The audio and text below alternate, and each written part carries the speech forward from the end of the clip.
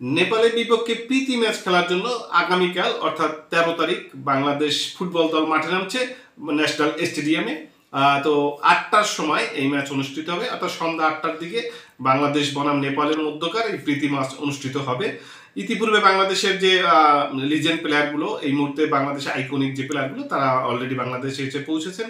হামজা চৌধুরী এসেছেন শামিদ সোম, কিউবা মিশেল অলরেডি দলের সাথে যোগ দিয়েছেন, জায়ান আহমেদও চলে আসছেন।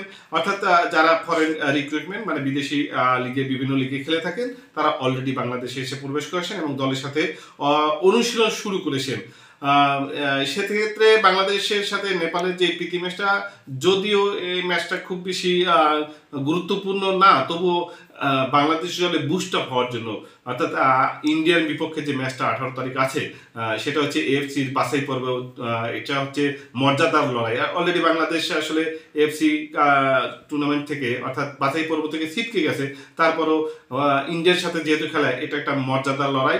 তো সেই ক্ষেত্রে এই 13 তারিখে যে ম্যাচটা, অর্থাৎ আজকে যে ম্যাচটা অনুষ্ঠিত হবে নেপালের বিপক্ষে জাতীয় স্টেডিয়ামে, সেই ম্যাচটা খুবই গুরুত্বপূর্ণ এবং দর্শকরা অলরেডি সব টিকিট সোল্ড আউট হয়ে গেছে।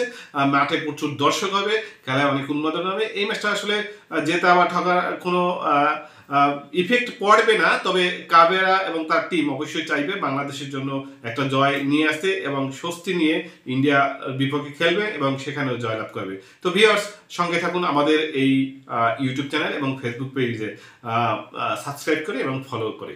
Thank you.